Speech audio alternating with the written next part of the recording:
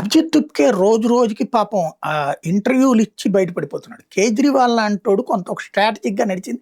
ఆ రోజులు వేరు. ఇప్పుడు వచ్చేటప్పటికి సోషల్ మీడియా యుగం.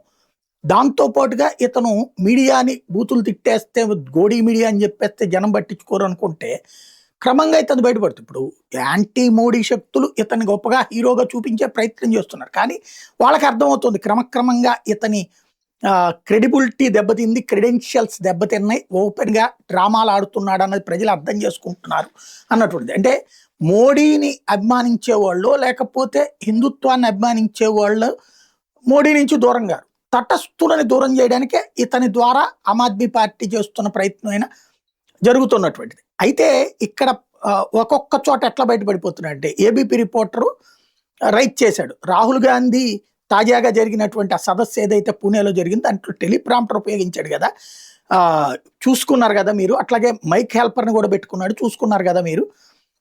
బీజేపీ వాళ్ళు ట్రోల్ చేశారు, ఇది మీరు గమనించారు కదా అంటే, పొలిటీషియన్ అనేటటువంటి వాళ్ళని అట్లాంటి వాటి ద్వారా జడ్జి చేయకూడదు అంటూ అభిజిత్ తుప్కే రాహుల్ గాంధీని వెనకేసుకొచ్చాడు.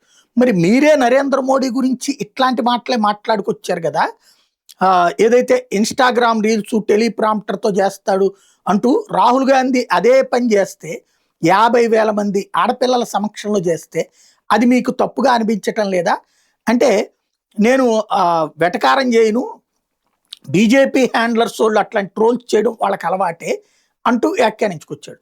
మరి మీరే ట్రోల్ చేస్తున్నారు కదా నరేంద్ర మోడీని. నరేంద్ర మోడీ విషయంలో ఒక పద్ధతి, రాహుల్ గాంధీ విషయంలో మరొక న్యాయం ఎట్లా మాట్లాడుతున్నారు మీరంటే, మీరు గోడి మీడియా అసలు మిమ్మల్ని ఎవడు రమ్మన్నాడు అని అడుగుతున్నాడు. అంటే ఇతని వ్యవహార శైలి only anti BJP, anti Modi కోసం పుట్టుకొచ్చిన కొత్త వ్యవస్థ మాది అన్నది ఓపెన్గా ఒప్పుకుంటున్నాడు అన్నమాట.